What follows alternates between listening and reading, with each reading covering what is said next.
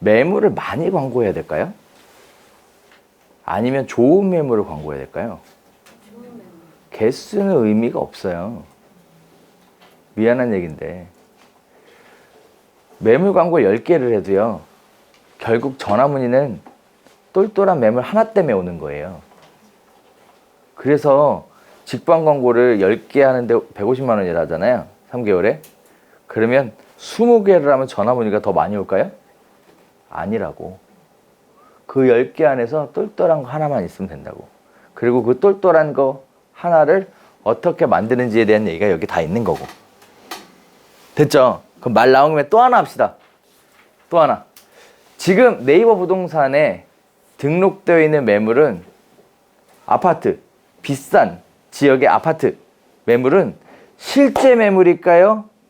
허위 매물일까요?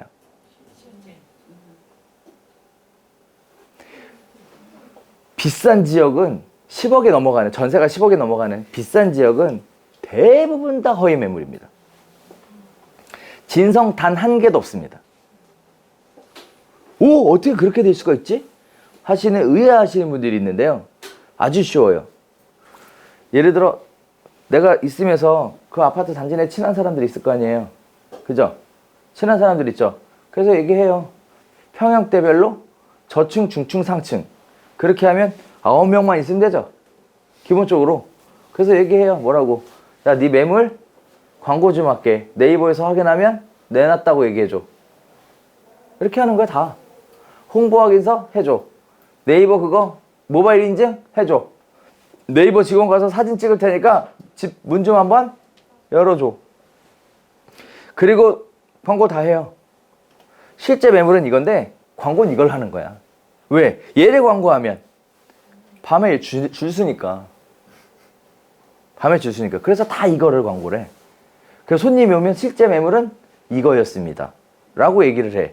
근데 가격은 맞거든. 조건도 비슷해. 그래서 허위 매물이란 느낌은 안 들어. 하지만 진짜 매물은 아닌 거지. 다 그렇게 해요. 다. 그렇게 해서 기본적으로 딱 풀세트를 갖춰놔. 광고하는 집들. 그리고 챙기지. 명절 때 선물도 돌리고 뭐도 하고 챙겨. 그러니까 맨날 그 집만 광고하는 거야. 꼭 그 매물이 광고가 됐으면, 예를 들어 그 매물을 팔려고 허위 매물을, 아니지, 그 매물을 팔려고 네이버 부동산에 내놨어. 그럼 반드시 팔아야 돼요? 반드시 팔아야 돼? 아니잖아. 그쵸? 그럼 뭐라 그래요? 아, 안 팔기로 했어요. 하면 되는 거 아니에요. 근데 진짜 본인 맞잖아, 소유자. 진짜 소유자 본인 맞잖아요. 진짜 소유자 본인이 팔려고 내놨다가 안 팔 수도 있지. 그걸 네이버에서 허위라고 뭐라고 하면 돼요, 안 돼요? 안 되잖아요. 안 되는 거예요, 그게. 그래서 최근에 무슨 뭐 국회에서 뭐 허위 매물로 인해 뭐 어쩌고저쩌고 공청회 갖고 뭐 어쩌고, 웃기고 있네, 씨. 잡을 방법이 없어요, 그거. 이미 다 그렇게 하고 있는데 무슨 개떡같은 소리야. 그러려면 누굴 처벌해야 돼?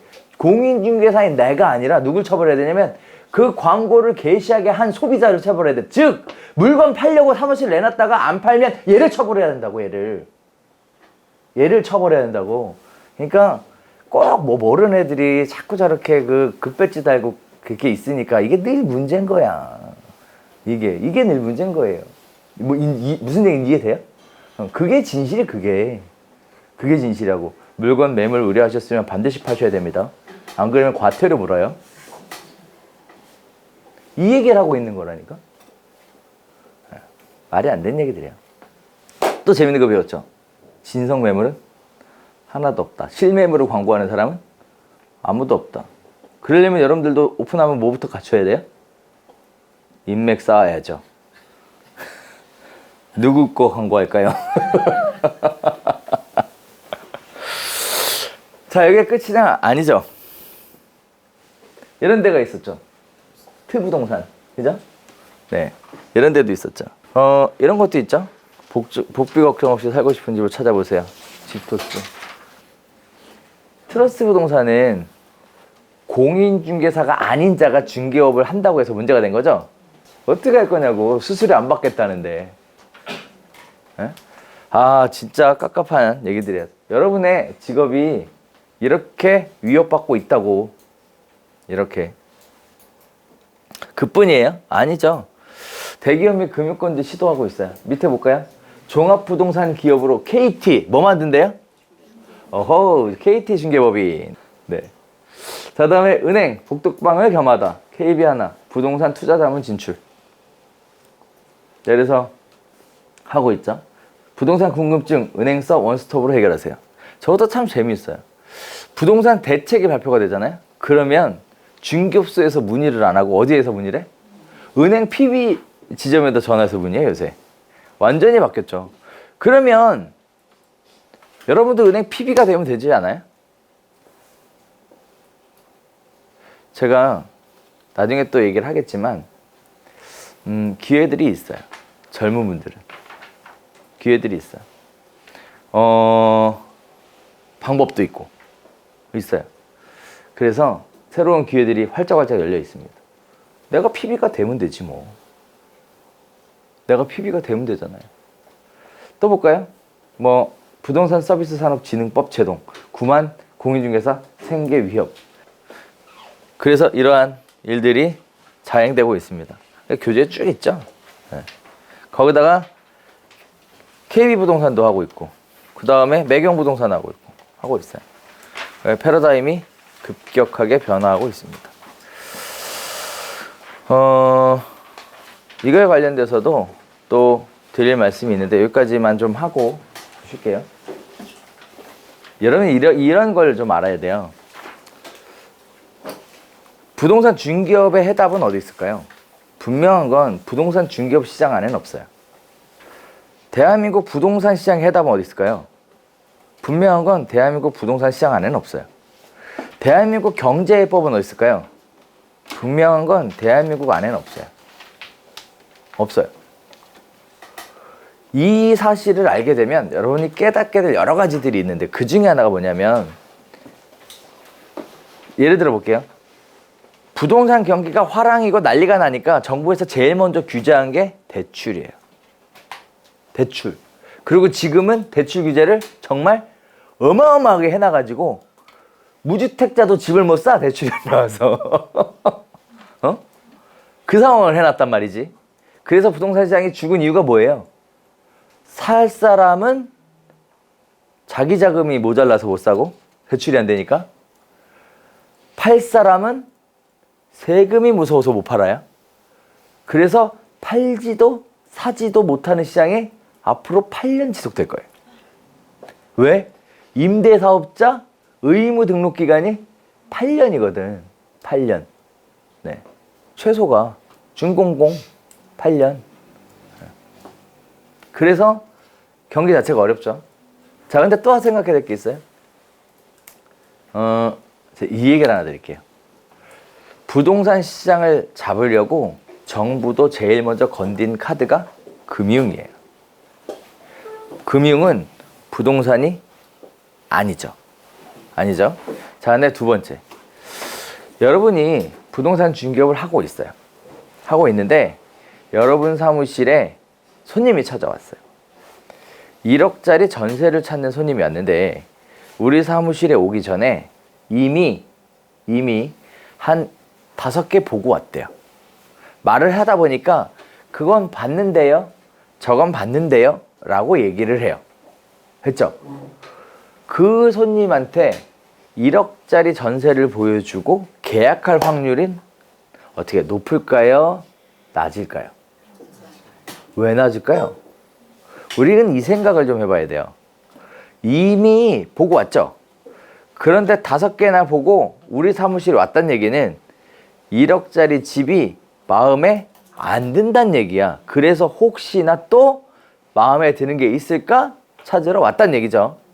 그러면 또다시 얘기를 해보면 이미 보고 왔어. 내가 1억짜리 전세를 보여준다고 해서 그 사람이 찾을 만큼 좋은 집을 갖고 있을까요?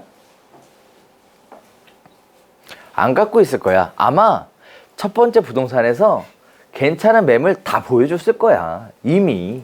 그리고 나한테 왔을 때는 정말 좋은 건 없는 상황이 대부분일 거야. 그러면 나는 1억짜리 전세를 보여줘도 계약 쓸 확률이 적다란 얘기예요. 그러면 어떻게 하는 게 좋을까요? 우리 지난 시간에 얘기했어, 사실. 얘기했어. 1억짜리를 보여주는 게 아니라 1억 2, 3천짜리를 보여주면 돼. 그 문제는 뭐예요? 1억밖에 없는 사람이 1억 2, 3천짜리를 보면 일단 기분은 좋지. 다만 문제는 돈이 없어. 그럼 우리가 그 문제는 뭘로 해결해 줄 수 있어요? 대출.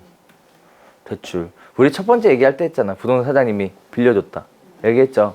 근데 지금 부동산 사장한테 빌릴 필요가 없죠. 대한민국이 세상 천지에 신의 한 수를 뒀잖아요.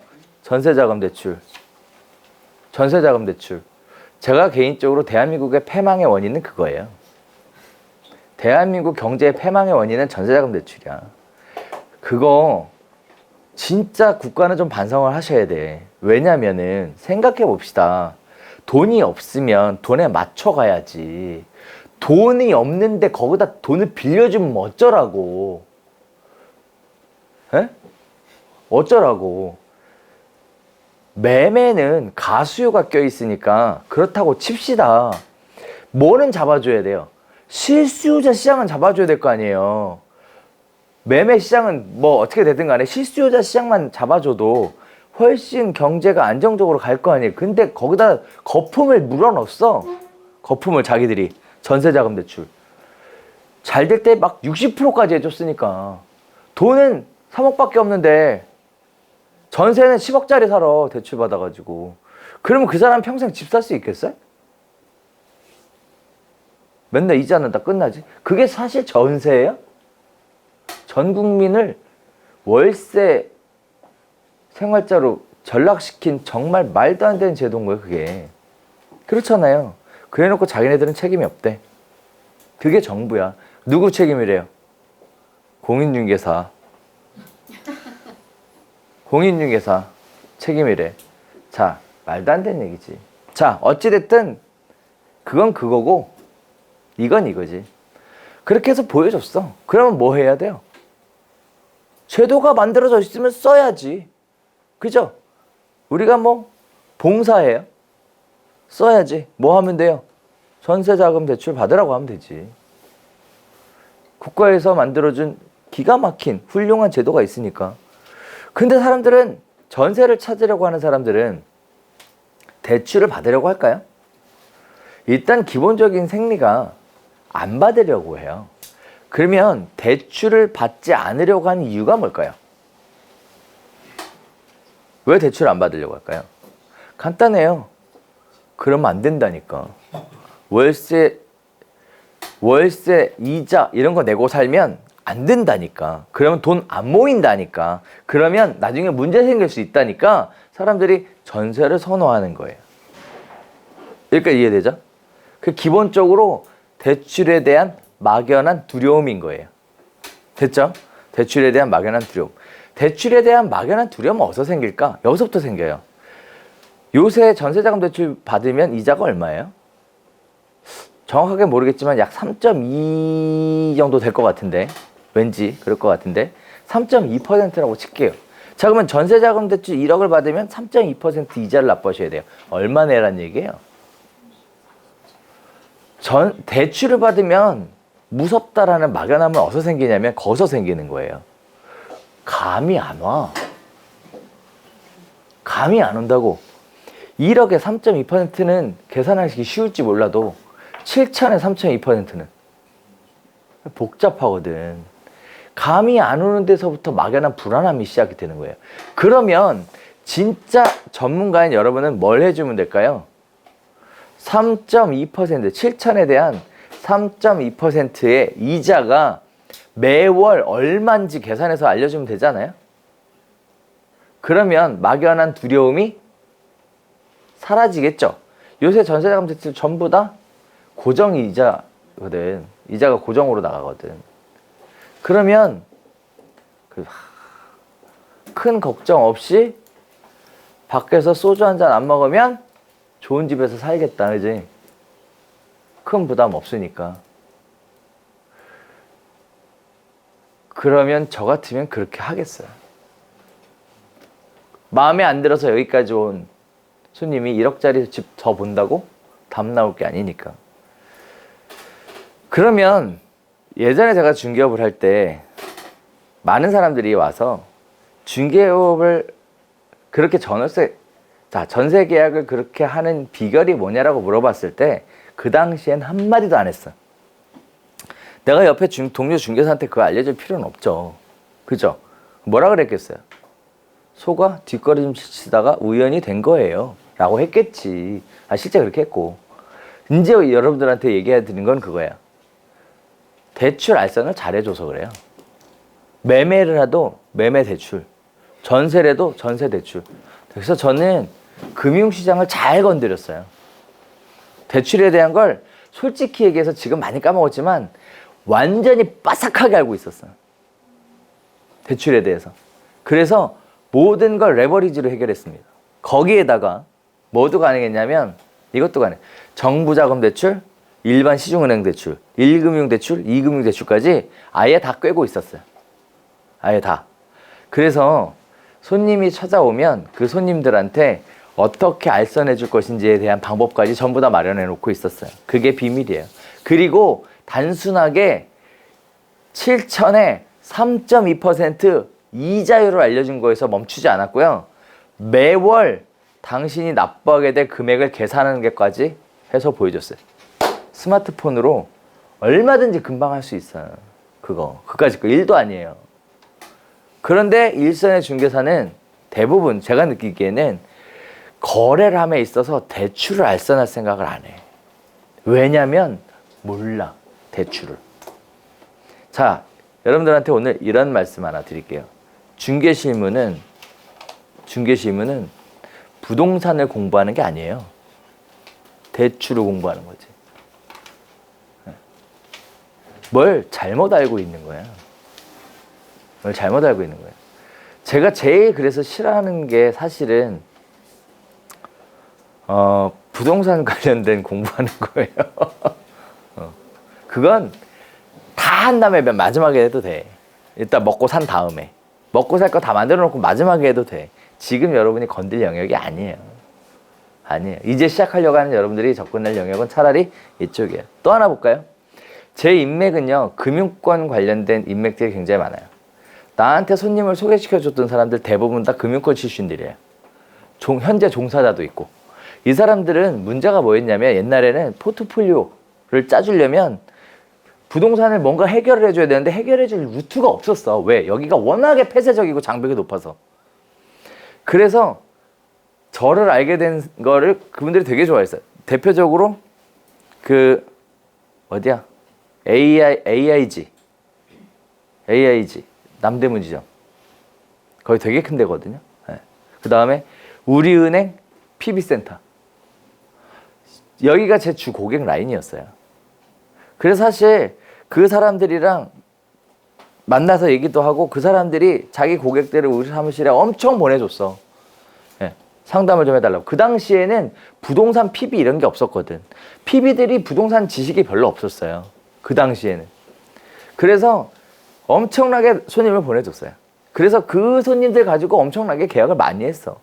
빌라를 몇 동을 전부 다 그 남대문 지점 설계사들한테 다 하나씩 소개시켜줬어요. 네, 다. 그 설계사와 설계사의 고객들한테. 그렇게 해서 했어. 빌라는 수수료가 좀 되거든요. 네. 자, 그렇게 해서 다 소개로 들어갔는데 여러분들한테도 이런 말씀 하나 드릴게요. 금융에 대해서 안다? 그 단계를 넘어서면 금융권에 종사하는 사람에 대해서 안다. 그 다음 단계예요. 근데 문제는요. 여러분이 금융을 이해해야 될까요? 그들이 부동산을 이해해야 될까요? 누가 뭘 이해해야 될 것 같아요? 우리가 금융을 이해해야지 그 사람들이 부동산을 이해하지 않아요. 실제 만나서 얘기를 해보면요. 부동산은요. 절대 투자하면 안 되는 상품이에요. 그 사람들은 그렇게 생각해. 근데 부동산을 했던 여러분들은 그들과 만나면 그래서 뭐라고 얘기하는 줄 아세요? 천만의 말씀이에요. 부동산이 얼마나 투자하기 좋은 상품인지 몰라요. 이렇게 얘기를 해서 충돌을 해. 그래서 벌써 이 견해 차이가 좁혀지질 않아. 이게 문제거든, 이게. 이게 문제예요. 그들한테는 그런 얘기가 안 통해. 그러면 이렇게 생각해 봐야지. 그들이 바라보는 관점에서 부동산은 어떤 시장일까? 이걸 좀 이해하면 그들과 대화가 되거든. 근데 그걸 이해할 생각들을 안 해. 그들 보고 부동산을 이해하래. 그러면 제가 그랬죠. 고객은 기다리는 대상이 아니고 찾아가는 대상이에요. 여러분은 나한테 맞는 사람을 찾는 게 아니라 내가 맞춰줄 수 있는 사람을 찾는 거거든. 뭐가 맞는 거냐고 도대체. 찾아가야지. 맞춰줘야지. 그들의 생각이 틀렸다고 얘기하면 달라지냐고 그게. 그들을 이해를 먼저 해야 될 거 아니에요. 왜 그들은 그렇게 생각하는가를 먼저 이해해야 될 거 아니에요. 그래서 이런 얘기 하나 드릴게요. 일단 지금은 시작이 많이 늦었어. 많이 늦었어. 그럼에도 불구하고 아직 기회는 있어요. 금융 공부를 하세요. 그게 중개 실무예요. 대출 공부뿐만 아니라 금융 공부를 하세요. 그게 중개 실무예요. 우리가 PB가 되면 되잖아요. 그런데 거기까지 가는 건 쉬운 일은 아니에요. 그래서 제일 먼저 할 수 있는 게 뭐냐면 내후비 수업이 다 끝나죠. 그리고 중개업소 오픈하잖아요. 그럼 나중에 시간이 좀 여유가 생길 거야. 그렇게 되면 저녁에 퇴근하지 말고 책 좀 봐요. 뭘 보냐면 그 은행 FP 은행 FP라고 있어요. 그걸 좀 보세요. 좀 그게 은행 자산관리사라는 자격증인데요. 대학생들이 금융권에 취업하기 위해서 그냥 껌처럼 갖고 있는 자격증이에요. 난이도는 학개론의 절반 수준밖에 안 돼요. 네, 굉장히 쉬워요.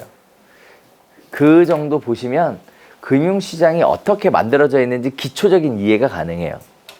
그러면 뭐가 되냐면 금융권 종사자와 대화가 되기 시작해요. 그리고 금융권 종사자와 인맥을 만들고 싶으면 금융권 종사자들이 승진을 위해서 필요로 하는 라이센스가 있어요. 자격증 공부를 하세요. 자격증 안 따도 돼. 공부를 하면 내 옆에 앉아있는 같이 열심히 주말마다 열공하는 내 옆에 앉아있는 사람이 은행 지점장, 부지점장 무슨 뭐 다 이런 애들이야. 이런 사람들. 거기서 1년씩 같이 공부를 하게 될 거예요. 보통 1년 과정이거든. 시험이 매우 어렵다는 얘기겠죠. 공인중개사만큼. 우리는 자격증이 없어도 되잖아요. 그들은 성진해야 되니까 필요하지만 가면 금융권 인맥을 무지하게 만들 수 있어요. 처음에 중개업 한다는 얘기만 하지 마, 제발. 어? 그 얘기만 안 하면 돼. 그러면 인맥을 어지하게. 보통 일요일 날 아침 10시부터 시작해서 오후 6시에 끝나요, 교육이. 그래서 점심과 저녁을 같이 먹게 돼. 안 친해질래? 안 친해질 수가 없어. 그러면 금융권에 대해서 엄청나게 이해를 하게 돼요. 그리고 더 친해지면 소개를 받습니다. 고객 소개를 받아요. 이렇게 하는 거예요, 이렇게. 이렇게. 그래서 그런 금융권에 종사하는 사람들이 꼭 필요로 하는 라이센스가 있어요. 그걸 공부해 보시면 돼요. 일단 뭐부터 하고? 은행 FP부터 하시고. 네오비에서 은행 FP 있는 분들 한 몇백 분 될걸? 거의 다 땄어, 거의 다. 제가 따라 그래서. 그러고 나면 별게 다 보여. 뭐 종신보험에서 설계사의 수입은 얼마일까요? 계산하시오. 뭐 이런 거 나오거든. 그러면 왜 종신보험하는 설계사가 그렇게 하는지를 알게 돼. 그러면 세상이 보여, 세상이. 손해보험과 생명보험의 차이는 뭘까요? 살면서 너무나 당연히 알아야 되는 내용들을 그동안 모르고 살았거든요. 그거 배우게 될 거예요. 자, 그래서 금융에 대한 공부라는 게 시작이에요. 자, 다음에 펀드 매니저 자격증이 있었는데 지금은 다 통합돼서 하나로 된 것 같아요. 그런 것들도 나쁘지 않고요. 그 다음에 최종적으로 젊은 분들은 내가 공부를 좀 해보고 싶다 하면 부동산 공부하지 말고 투자자산운용사 공부를 하세요. 네. 차라리 그게 훨씬 나아요. 그거 자격증 대여 돼. 한 달에 200쯤 나올걸? 대여하면. 200쯤 나오는 자격증이면 쉬울까 어려울까? 중개사 시험 딱 3배 어렵대요. 네. 2개 갖고 있는 분들이 하는 얘기가. 그런데 따면 네. 그 정도 된다고 해요. 하려면 그런 거 하세요. 제발 좀 뭐 부동산 자산관리사 이딴 거 하지 말고 좀. 그런 거 답 없다고 누누이 얘기하잖아. 답 없어요. 자, 이러한 부분들이 다양하게 또 영향을 미치죠. 그래서 사실 우리 또 생각해 봐야 될 중요한 문제가 하나 있어요. 뭐냐면, 하나만 얘기할게요. 옛날에 슈퍼마켓 사장님들이 다 들어 누웠던 건 아시죠? SSM 모르세요? 슈퍼마켓 몰라요? 다 들어 누웠어. 그래서 그 대형마트 진입금지. 그래서 뭐 이마트 에브리데이 무슨부터 시작해갖고 엄청나게 들어왔었잖아 한때. 뭐 홈플러스 익스프레스. 왜냐면 엄청나게 들어왔거든. 그래서 슈퍼 사장님들이 전부 다 들어 누웠어요. 하면 안 된다고. 결론만 얘기합시다. 어떻게 됐어요 지금? 그 자리가 다 편의점으로 바뀌었어요. 다 편의점으로 바뀌었다고. 이건 뭘 의미해요? 개인이 혼자 독고다이로 할 수 있는 건 없어요. 슈퍼 사장들이 망한 이유는 딱 그거예요. 그들이 살아남은 케이스가 딱 하나 있어요. 이 얘기하면 안 되는데. 살아남은 케이스가 딱 하나 있어. 혹시 위드미라는 편의점 있었던 거 알아요? 그거 슈퍼마켓 사장들이 하는 거였어. 자체적으로. 결국은 그 사람들 위드미 어디로 넘어갔죠? 이마트 24로 넘어갔어. 그래서 가맹점주도 윈, 가맹점도 윈, 윈윈의 사업장이 만들어진 데가 거기밖에 없어요. 그런데 대부분의 경우에는 위드미에 못 들어간 거지. 왜? 혼자 뭐 할 수 있을 거라고 착각해서. 현재 상황이 앞으로도 지속될 거라는 잘못된 판단 때문에 바뀌라고 제안을 했으나 다 거절한 거지. 그래서 지금은 전부 다 편의점으로 바뀌어서 지금은 월급 받죠. 네. 말도 안 되는. 그러고 살고 있죠. 되게 불쌍하지 않아요? 밤에? 요새 편의점 밤에 전부 다 연세 많으신 분들 계시는 거 아세요? 그거 누구게? 점주예요. 점주들이야. 네. 왜? 야간 알바가 비용이 비싸거든. 야간 알바 비용이 비싸거든. 그것도 아시죠? 최저시급 올라가가지고 무슨 영향이 미쳤는지에 대해서 아세요? 네. 사실 그것까지 얘기하면 한도 끝도 없어서 넘어가면 버렸습니다. 즉 개인이 뭔가 할 수 있는 시장은 끝났다.